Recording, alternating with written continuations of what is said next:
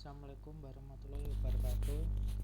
Di sini saya akan menjelaskan mengenai evaluasi akhir semester praktikum interfacing dan telemetri P, di mana tugasnya yaitu menjelaskan mengenai project based learning pada kelompok robobot. Perkenalkan, nama saya Ferdinand Setiabudi, NRP 0920040001 dari kelas D4TO6A. Di sini saya akan menjelaskan tentang apa saja yang saya lakukan pada tim robobot.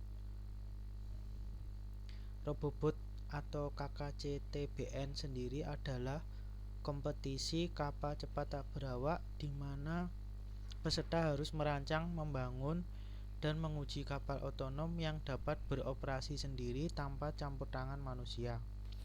Kapal ini dirancang untuk berlomba di perairan tertentu dengan tugas-tugas seperti navigasi, menghindari rintangan, dan menyelesaikan tantangan di sepanjang jalur perlombaan. Tujuan perlombaan ini adalah untuk mendorong pengembangan teknologi otonom dan berbagai pengetahuan antara peserta guna memajukan bidang kapal cepat tak berawak di Indonesia. Peran saya di PBL Robobot ini yaitu di sini saya masuk divisi elektrik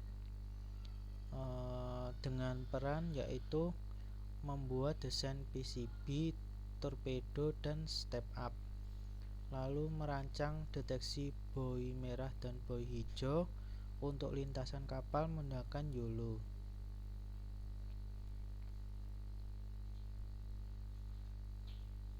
Selanjutnya, ini merupakan dokumentasi dari aktivitas PBL Robobot. Di sini saya membuat desain PCB di aplikasi Eagle. Lalu ada di mana kita mengambil sampel gambar atau dataset dengan gambar buoy merah dan buoy hijau di kolam uji PPNS. Lalu selanjutnya ini adalah proses labeling objek pada RoboFlow yang digunakan nanti pada sistem YOLO-nya. Selanjutnya yaitu kendala dan kegiatan apa saja yang ada di PBL Robobot. Kendala yang saya alami yaitu laptop yang terkadang kurang responsif dalam menjalankan program aplikasi untuk penunjang PBL yang saya lakukan. Lalu tidak ada anggota dari angkatan 2020 dari tim inti Robobot, sehingga anggota PBL kurang ada pengalaman dalam melakukan kegiatan sehari-harinya. Kemudian untuk kegiatannya yaitu merancang rangkaian step up PCB di aplikasi Eagle, lalu mengambil dataset dari buoy merah dan buoy hijau di kolam uji PPNS, lalu proses labeling dataset pada RoboFlow dan mencoba training YOLO menggunakan YOLO V5.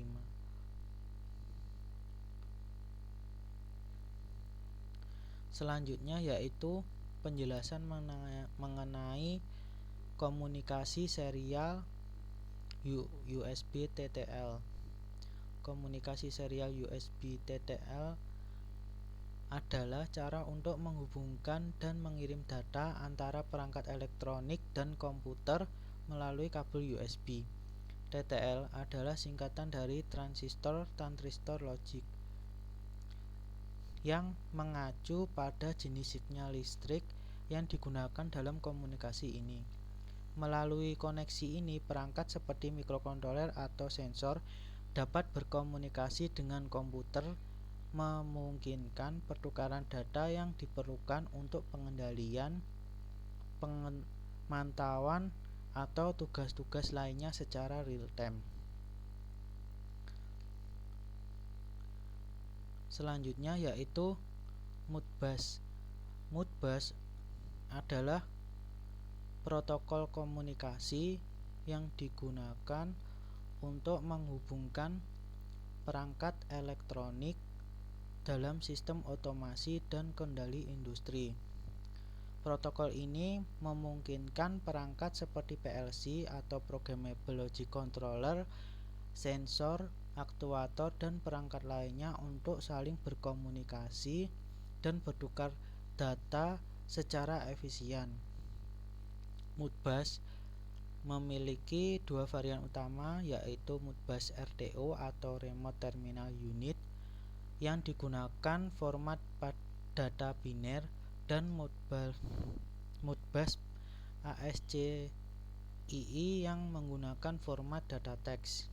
Dengan menggunakan Modbus, sistem otomasi dapat beroperasi dengan lebih terkoordinasi dan dapat diatur secara efisien dari satu pusat kendali. Modbus untuk komunikasi master-slave. Modbus untuk komunikasi master-slave adalah protokol komunikasi yang memungkinkan perangkat master mengontrol dan meminta data dari perangkat slave dalam suatu sistem. Master mengirim perintah dan slave merespon dengan data atau menjalankan instruksi. Protokol ini digunakan dalam industri untuk mengatur dan mengendalikan perangkat seperti PLC, sensor, dan aktuator secara efisien.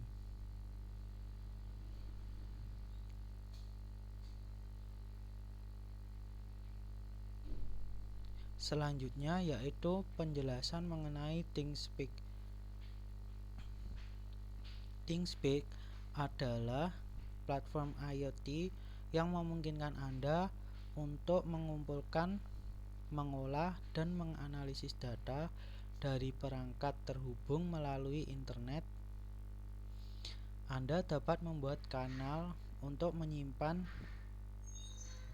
data dari sensor, memvisualisasikan data dalam bentuk grafik, dan mengatur pemrosesan data serta pengiriman notifikasi berdasarkan kondisi yang ditentukan. Ini membantu memudahkan pengguna dalam memanfaatkan data dari perangkat yang terhubung secara efisien.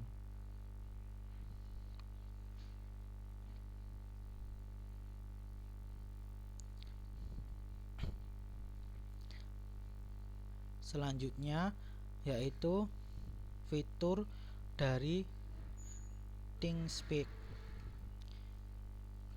ThingSpeak sendiri adalah platform Internet of Things atau yang disebut dengan IoT yang memungkinkan pengguna mengumpulkan, lalu menyimpan dan menganalisis data dari perangkat terhubung. Untuk fitur-fiturnya termasuk visualisasi data dalam grafik, pemrosesan data dengan logika tertentu, lalu pengiriman notifikasi berdasarkan kondisi, serta integrasi dengan aplikasi pihak ketiga. Platform ini memudahkan pengguna memanfaatkan data dari perangkat terhubung dan membuat pengambilan keputusan yang lebih cerdas.